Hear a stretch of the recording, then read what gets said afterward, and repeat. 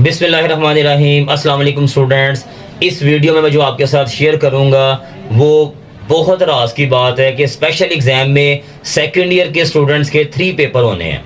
उनमें से अगर आप एक पेपर में 100% मार्क्स ले लेते हैं तो तब भी आपके 650 मार्क्स आ सकते हैं।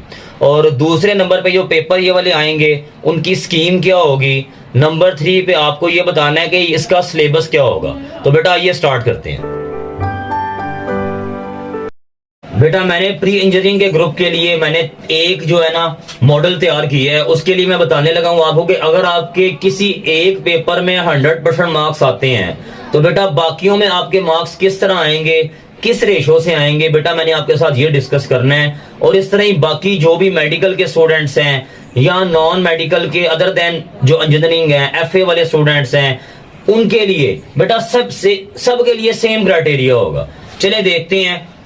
फिजिक्स में क्योंकि 85 मार्क्स का पेपर होता है और पासिंग मार्क्स होते हैं 28।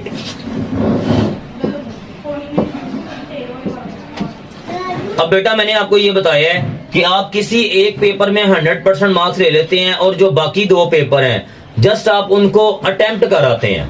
क्योंकि इस वाले पेपर्स में सबसे बड़ा एडवांटेज तो ये है किसी भी बच्चे को उन्होंने फेल तो नहीं करना।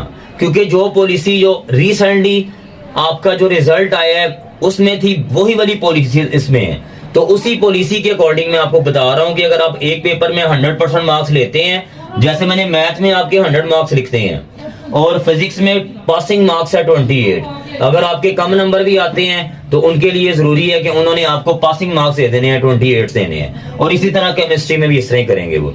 अगर आपके मैथ में 100 मार्क्स आ जाते हैं तो बेटा ये अगर फर्स्ट ईयर में आते हैं, सेकेंड ईयर में आते हैं तो सेम इस तरह ही आपके इधर भी 100 मार्क्स आएंगे। मैथ के फर्स्ट ईयर सेकंड ईयर दोनों में 100 हो जाएंगे। केमिस्ट्री में 28 हो जाएंगे। फिजिक्स में 28 हो जाएंगे। वो स्टूडेंट्स जो फिजिक्स में जिनके पासिंग मार्क्स हैं और केमिस्ट्री में भी पासिंग मार्क्स हैं तो बेटा उनके लिए प्रैक्टिकल में पासिंग मार्क्स हैं 20 और 20। आप मैंने ये भी मेंशन कर दी हैं। अब आप देखें फिजिक्स में टोटल मार्क्स कितने बन जाएंगे। फिजिक्स में टोटल मार्क्स बन जाएंगे 76। वो स्टूडेंट जिनका 10 मार्क्स का पेपर होता है, 15 मार्क्स का पेपर होता है, आप थोड़े से मार्क्स का पेपर करके आए हैं फिजिक्स का, लेकिन बेटा कितने मार्क्स आपके आएंगे, 76 मार्क्स आएंगे। सेम क्राइटेरिया बेटा फिजिक्स के केमिस्ट्री के लिए। और जैसा कि मैं बता रहा हूं अगर आप एक पेपर को बड़ा अच्छा तैयार कर लेते हैं, जैसे यहां पे मैंने मैथ का लिख दिया 100 मार्क्स, फर्स्ट ईयर में 100, सेकेंड ईयर में 100, तो बेटा 200 मार्क्स ये वाले हो गए इसके। आप इसको टोटल करते हैं, जब हम इसे टोटल करते हैं इनको टोटल करके 352 मार्क्स तो मेरे ये वाले हो गए हैं। ये 3 सब्जेक्ट जिसमें आपने अपीयर होना है, 352 बेटा आपके मार्क्स बन गए हैं फिजिक्स, केमिस्ट्री और मैथ में। अब जो बेटा कंपल्सरी सब्जेक्ट्स हैं उनके मार्क्स किस तरह आएंगे, उसकी परसेंटेज क्या है, क्योंकि उन वाले मार्क्स में उन्होंने 5% को इंक्रीज भी करना है। जैसा कि मैंने बेटा पहले भी आपको बता दी है कि जो स्पेशल एग्जाम का क्राइटेरिया है जो अभी रिसेंटली पेपर हुए हैं, रिजल्ट आया है, सेम वही क्राइटेरिया उसका है। तो उसके अकॉर्डिंग मैं चेक करूं तो ये कितनी परसेंटेज बनती है, तो बेटा वो देख लेते हैं। अब 28 + 100 ये तीनों जो मार्क्स आए हैं, ये तीनों मार्क्स बेटा आए हैं 156। अब 28 मार्क्स जो आए हैं ये आए हैं आउट ऑफ 85, ये भी आए हैं आउट ऑफ 85 और ये आए हैं आउट ऑफ 100। आप तीनों को ऐड करें 85 + 100 तो आपके टोटल मार्क्स बनेंगे 270। आप इसकी परसेंटेज फाइंड करें। जो परसेंटेज फाइंड करेंगे तो बेटा आप चेक करें इसकी परसेंटेज कितनी बनती है। अब बेटा इसको चेक किया है तो आप देखें इसके 57.77% आ गई है। ये वो 3 मार्क्स हैं जो आप जिनमें आप अपीयर हुए हैं और आपने जो है ना ऑब्टेन्ड की हैं, उनकी परसेंटेज आई है 57.33।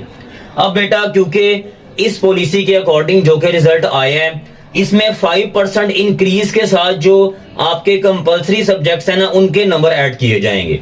तो ये देखें जरा 57.77% आ गया है। अब मैंने इसका 5% जो है ना मजीद आपने इसमें इंक्रीज करना है।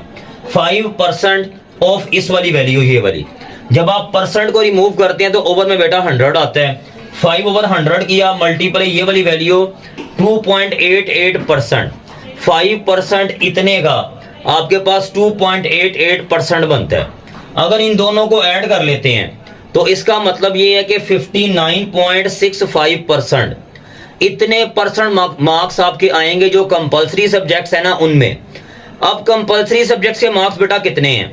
बेटा इंग्लिश के 200 मार्क्स हैं, उर्दू के भी 200 हैं, पाक स्टडी और इस्लामिक स्टडी के 100 मार्क्स हैं। इसका मतलब है कंपलसरी सब्जेक्ट्स के आपके पास मार्क्स हैं 500। तो आप जब इसको राउंड ऑफ करते हैं 59.65 को, तो आप देखेंगे इसका बनता है 60% मार्क्स बनेंगे। और जब बेटा आप इसके 60% मार्क्स फाइंड करते हैं, 500 के 60% मार्क्स कितने बनते हैं? 60% मल्टीप्लाई बाय 500। तो आप ओवर में 100 लिखेंगे जब परसेंट को खत्म करेंगे। इससे जब आप इसे सॉल्व करेंगे तो बेटा आपके पास इसका क्या आंसर आ जाएगा? इसका आंसर आपके पास आ जाएगा 300। अब जो प्रीवियस आपके मार्क्स आए हैं वो कितने आए थे? वो आपके मार्क्स आए हैं 352। जो आपने एग्जाम दिए हैं, जो 3 पेपर आपने दिए हैं, उसमें आपके मार्क्स आए थे 352। और इसमें जो कंपलसरी सब्जेक्ट्स हैं बेटा, इसमें आपके 300 मार्क्स आए हैं। आप इन दोनों को ऐड कर देंगे। जब आप ऐड करेंगे तो 652। अगर कोई मेडिकल के स्टूडेंट्स हैं तो उनमें क्या होगा? उसमें थोड़ा सा 2-4 नंबर का गैप आ जाएगा, ऊपर नीचे हो जाएंगे। बेटा जिस वाले पेपर के प्रैक्टिकल के मार्क्स ज्यादा होंगे या कम होंगे, उसकी रेशो के अकॉर्डिंग ये जो मार्क्स है ना 650, मैंने आपको बताया है कि 650 के राउंड अबाउट मार्क्स रहेंगे।